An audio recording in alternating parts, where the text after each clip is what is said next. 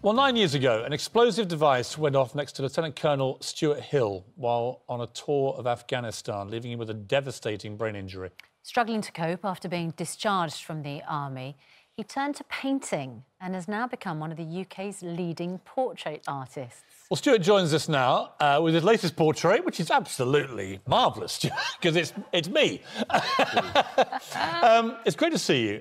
We first met when, you know my brother, actually, is a serving officer, and he brought you to Britain's Got Talent when I was a judge on that, and you came along, and I heard your story for the first time, and it's a story not uncommon, sadly, for people in our armed forces who've served in Iraq and Afghanistan. You suffered some bad injuries as a result of an IED explosive device that went off when you were leading a team in Afghanistan. Tell us just quickly about that and the immediate aftermath and what you thought your life was now going to be. OK, right, so my last memory of Afghanistan is watching a Chinook helicopter fly away to the right and is carrying the bodies of my dead and injured soldiers. Robbie Laws has just been killed, Guy Disney has just had his leg shot off, for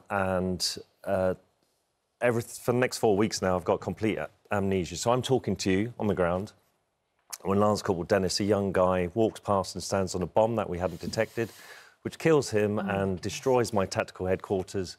And I'm found over there somewhere in a ditch with a radio antenna embedded in the back of my brain. That was the end of my army career. If I'd stayed in, if I hadn't been injured, I could have been at the same level, perhaps higher than your brother at the moment. But the ability to command and lead on operations hundreds, potentially thousands of soldiers.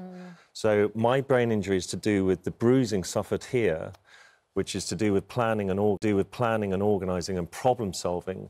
And I'm deficient in that area. So, to put it in a work context, I think I could hold down a job in a fast food chain at the back doing sort of the chips and the flipping the burgers because it won't place that much demand on my thinking part of the brain.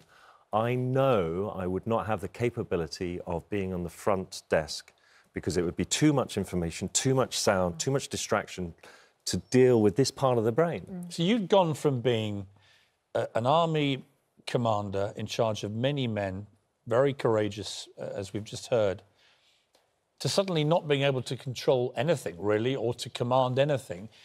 A lot of soldiers, when they come out of the army, they struggle anyway, never mind having the problems that you had. So you must have felt that life was going to be very tough for you. And then, somehow, this came along, painting.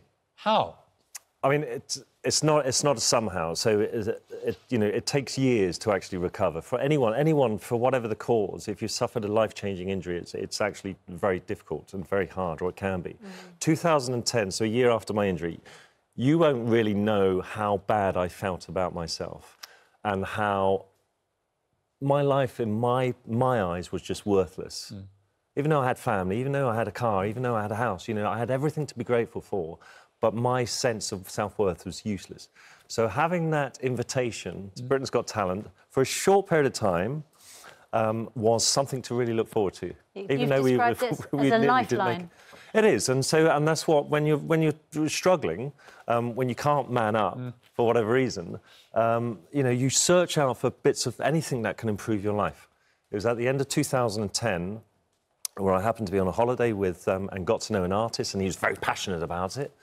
And he reminded me indirectly that I used to enjoy O-level art in 1986. 24 years later, I asked to borrow a pencil, and I'm trying to draw the swimming pool in front of me.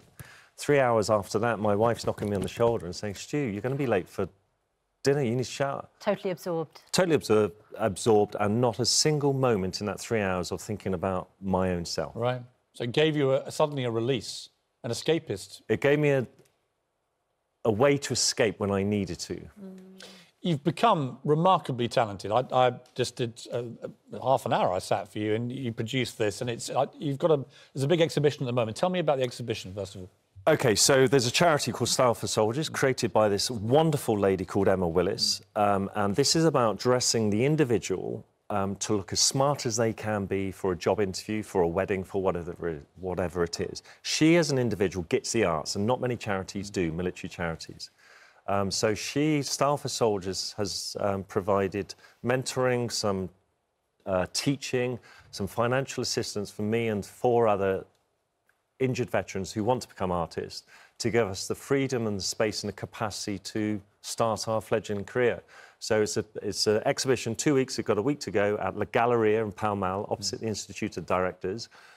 It's a showcase of the 10-year celebration of the charity and our attempts at painting. And it is the most profound exhibition I think you will ever... Yeah, it's very powerful and very moving. We've just had the 100th anniversary of Armistice. Yes. A lot of debate about whether we should continue to have Remembrance Day. There's the white poppies have been around and so on. You've been at the front line defending this country. What do you make of that debate? What did you make of all the scenes on Sunday? I didn't... scenes on Sunday, I'm quite pedantic, so... put it into context, in my village that I live at now in Draycott in Derbyshire, it's a small village, but then they read out 56 names of soldiers that were killed in the First World War. To me, there should be no debate about whether it's a red poppy or a white poppy.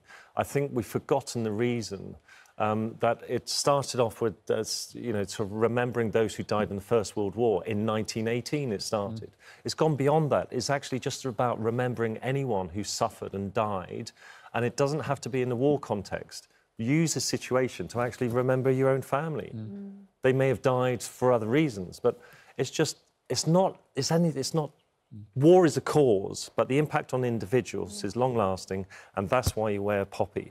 And I am against the idea of wearing a white poppy as a form of saying we shouldn't be wearing red, because actually I think they don't know why we wear a red poppy in the first place. I also think there's a lot of serving members of the armed forces currently risking their lives for their country, and it's for them as well. It's to acknowledge the service and sacrifice they're making on a daily basis. And I think for that reason, it should always be an important part of our calendar. But look, Stewart, it's great to see you.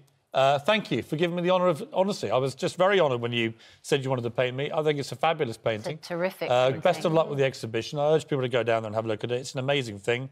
And it's just great to see you back on your feet and doing something that you're loving. And thank you. You found a whole new passion in life. The taxi driver said last night, he said, what are you going to do with the painting? Are you going to sell it? And I said, I don't know. And he said, I tell you what, if you auction it off, there'll be thousands of people who want to buy it just so they can burn it.